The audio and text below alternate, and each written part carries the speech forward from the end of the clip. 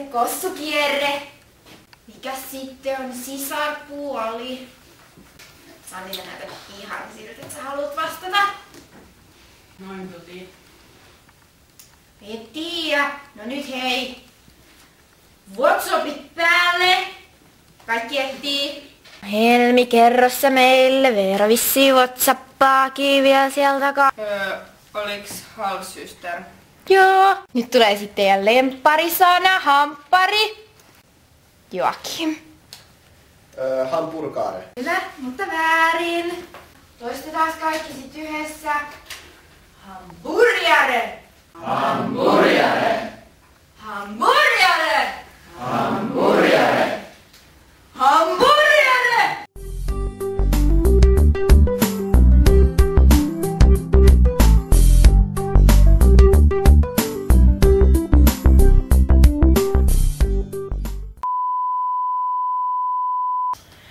No, huomaa taas, että pikkulauantain jälkeen on osallistujamäärä pienentynyt.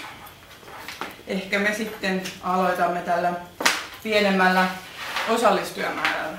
Kyllä sitä huomaa, kun te nykynuoret vietätte niin paljon aikaa sosiaalisessa mediassa, että äidinkielen tärkeät esseet ja muut jäävät toissijalle. Ja sitten ensi keväänä itketään, kun sitä lakkia ei tule.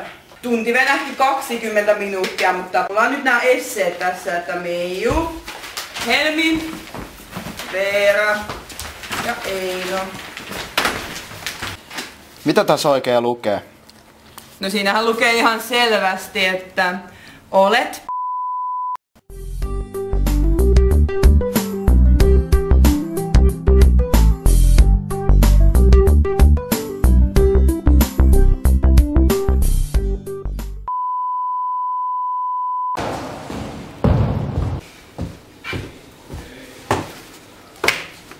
Hyvää päivää! Tänään puhutaan Kalevalasta.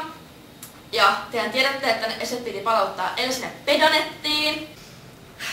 Ihan kuin kivirekkaa vetäis. No se on nelipolvinen troke. Tiedätkö kukaan, kuinka sitä muistaa lausua? No sitä lauletaan. Kuka täällä muistaa, miten sitä lauletaan? Eipä kukaan, mut varmaan pitää laulaa sitä itse.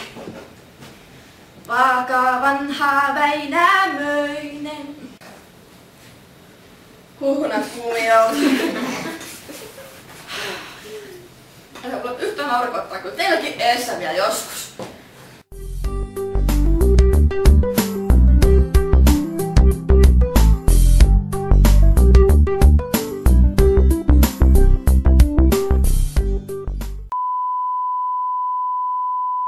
Kaksi.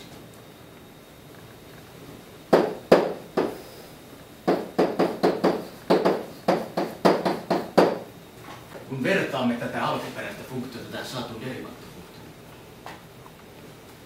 siinähän on pelkkä muuttujan ero.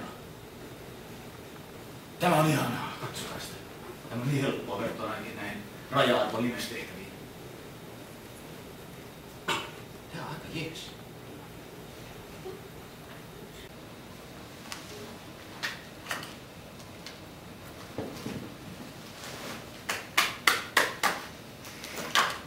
No, pasteet loppu, niin kai tää tuntikin loppu, että voi lähteä.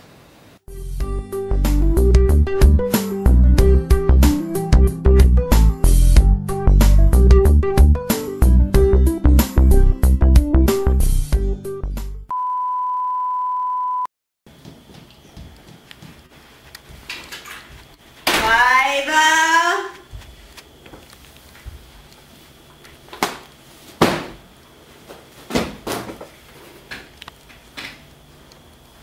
Jaha, on jäänyt kakkoskurssin muistiinpanot. Solu jakautuu monella eri tavalla. On mitosi ja meijosi. Niiden tytöt, älykännykät laukkuun.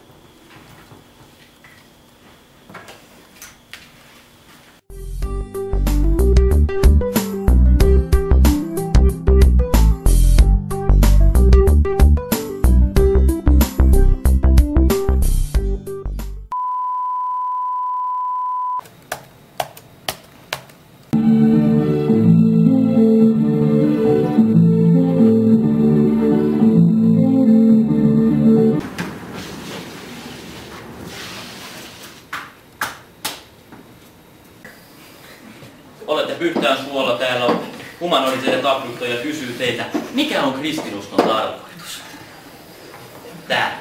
Täällä kartalla. No, sinä, mikä on kristinuskon tarkoitus? Niin. Moraali sanoo, että